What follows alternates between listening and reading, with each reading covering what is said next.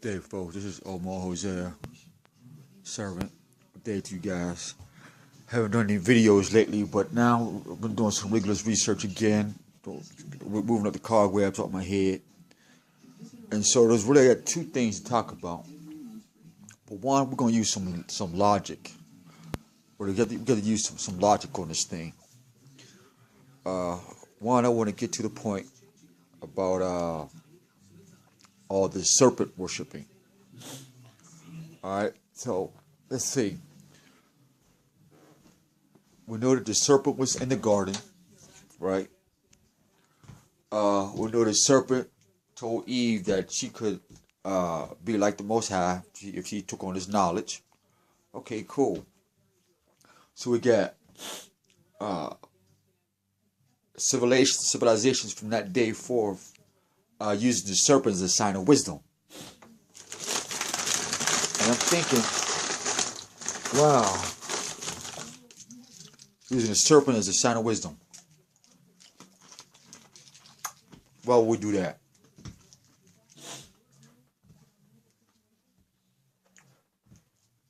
Folks are scared of the dragon.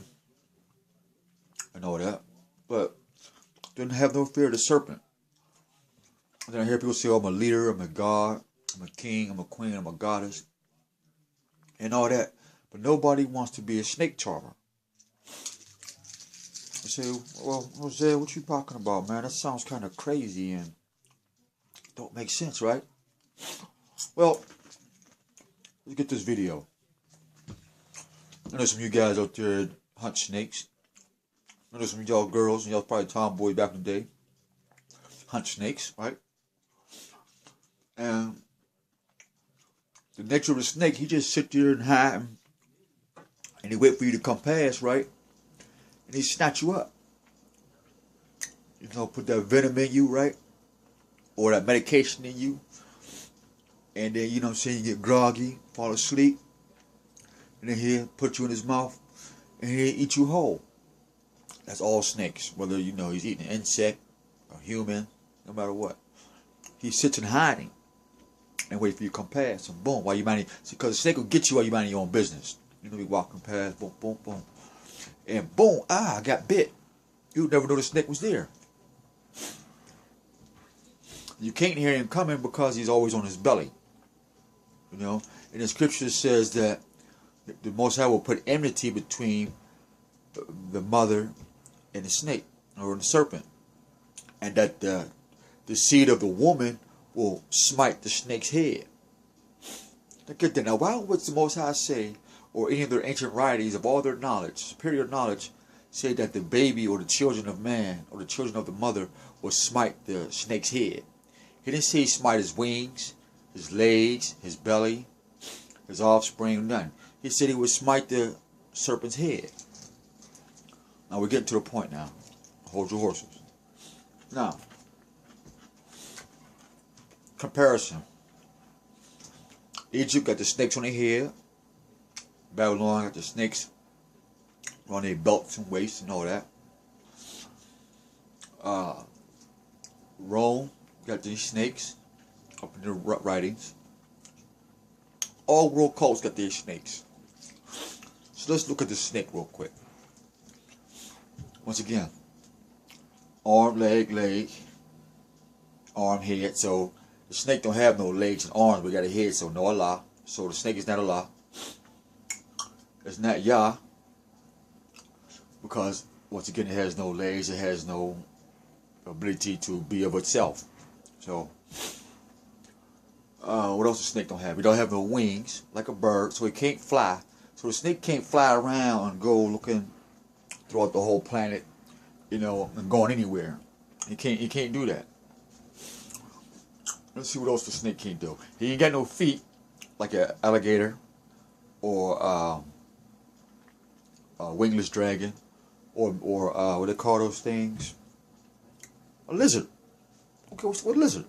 You know what I mean? Even a frog got legs, you know what I mean? Amphibians, they got legs. So he can't walk around the planet, you know what I mean? And do none of that. Only thing he can do is get on his belly.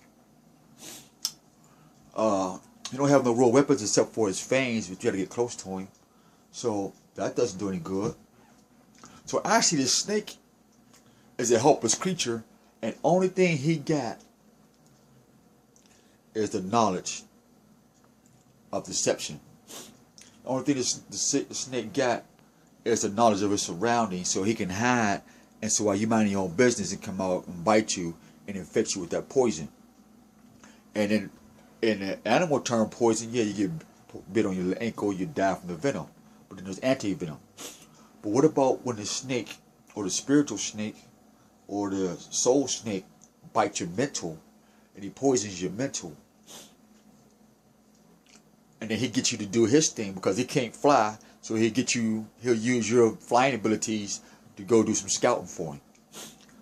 He can't run on feet because he has no way to do it for himself. So since you got feet, he'll use his cleverness or his intellect to get you to run and grab some things for him. Unlike a dragon that has fire, the snake, he don't got no fire, so he can't purify your gold, he can't purify your silver, he can't justify these things that you're going through, but he'll go through other means to justify that which has already been pure by another measure. That's clever. To get you to do, in other words, like this. The serpent can only get you to do something that you've already been doing, but dress it up so he can benefit for it. So you become abused by him. You're not in control. He's in control of you because he's clever. He don't have hands and feet and legs and all that. All he has is a mind to control and give you something that you think that you might like. So what else? What else about the snake? Well, he can't fly. We said that. He ain't got no fire. He ain't got no wings. He ain't got no feet. I mean, what is he really good for? Except for ambush.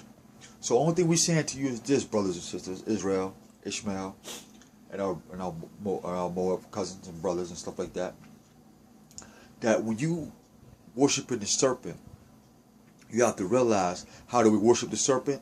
Is by doing things that he can't do for himself.